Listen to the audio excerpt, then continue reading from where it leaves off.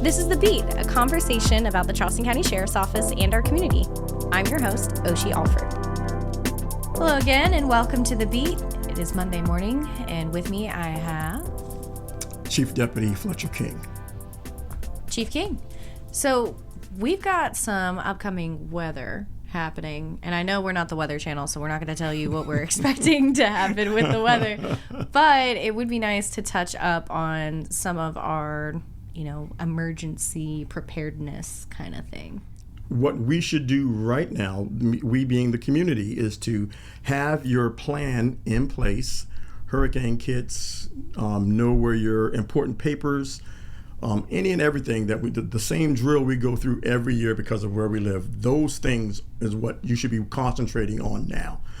If the governor is to issue an evacuation order, understand once that order is given, where you're going to go. So all of those things should be planned out now. Which direction you're going to go, when you're going to leave. Do you have enough pets for food for your pets if you have pets? All of the essentials that allow you to just pick up and go. On top of that, you know your evacuation routes. So if, again, the plan is initiated and the interstates, I-26, is reversed to allow for the evacuation of the Lowcountry, that will begin at the Nexton interchange on I-26. It used to be 526. Mm-hmm. It has been pushed up to Nexton. So there's nothing prohibiting you to drive around town or on the local roadways, and you can get on the interstate. But once you get to Nexton, it is a straight shot out of the area. So just understanding that. Again, once the order is given, if it is given, it all depends on what the storm is going to do. What will it be once it makes landfall in Florida, and then what will it be as it traverses across Florida? Mm-hmm. We have a few days ahead of us to give us a better picture of that. This thing is highly unpredictable, which all of them are. Mm-hmm. So my advice would be just to monitor your local media, monitor the National Weather Service, and for those of you that wish, you can log on to the Charleston County Emergency Management and check with them, because they give constant updates, as will the Charleston County School District as they come up with their plan to see which route they're going to take. But right now we're in a wait and see mode, but all of the things you can do as far as prep and understanding the current conditions, that's what's going to help you if and when the button is pushed to say worst case scenario that we have to evacuate the coastal areas or the area. Social media, internet, your local media, all of these things will be filled with information for you, as well as our Charleston County Emergency Management. And each county has their emergency management division that will provide you real-time information as far as preparedness and what status of the storm, what it is right now.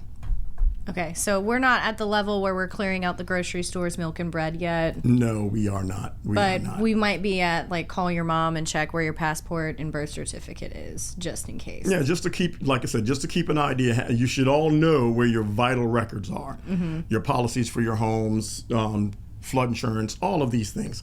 Are the cars gassed up? Do you have reserve gas? Have water? Mm-hmm. If you're going to be here, or if you're going to take it, getting water, staples that will not spoil. If you lose power, how will that affect my home if I lose power? Mm-hmm. What things can I do now to offset that impact if that were to happen?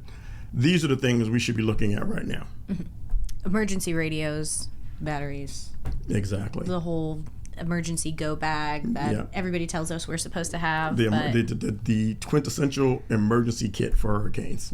That's what should be being checked and put together right now. Okay.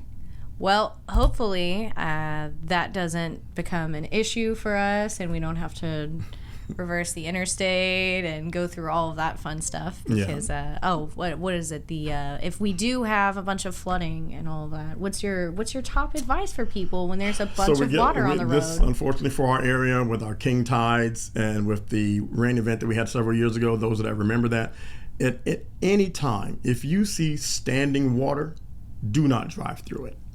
That's the best thing.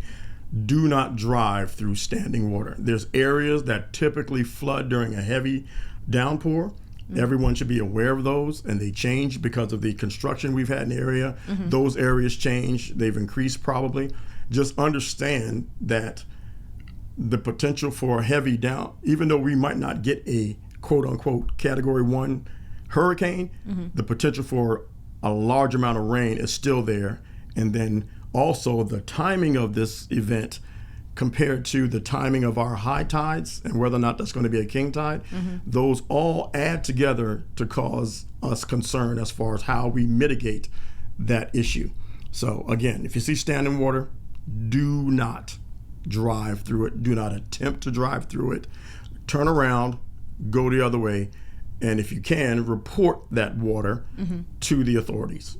To say that a road is impassable, not that it just has water, you cannot get through because ponding is going to happen, puddles are going to happen. They are concerned with water that is to the depth that you cannot get a vehicle through or anything that's going to prohibit a vehicle traveling down our roadways. A tree blocking the roadway that a person can't move, it has to be cut up. A pole falling across, anything that one individual cannot get rid of that is going to stop the flow of emergency personnel and the general public. That is what impedances they are looking for the public to report back. And stay away from downed electric poles. That's another thing. Oh, yes. That's another one. Stay away from that. And if you see a puddle near it, make sure you avoid it. These are all things that are avoidable. I won't say common sense is not so common, but just take some consideration and try to avoid those things. I know our non-emergency dispatch line number, and that's the 843-743-7200. Thank you so much for coming in and giving us a quick brief. Make sure you guys keep an eye on the weather.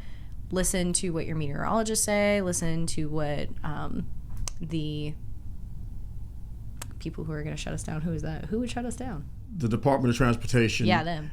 South Carolina Highway Patrol, they're in charge of the, but once the governor makes the issuance, then that's when those plans come into play, and that's when the evacuation order is directly tied to the reversing of I-26. Right. So those two happen hand in hand. Once that's given, then the timing for the reversal will be given also. But again, that's down the road. Right now, just make sure everyone has their home in order as far as essentials and preparedness as far as water, non-perishables, evacuation routes, checking on the elderly, how you're going to get them out, pets, food for the pets, a plethora of things you can be doing to prepare just in case that bell is rung, then you're prepared to go.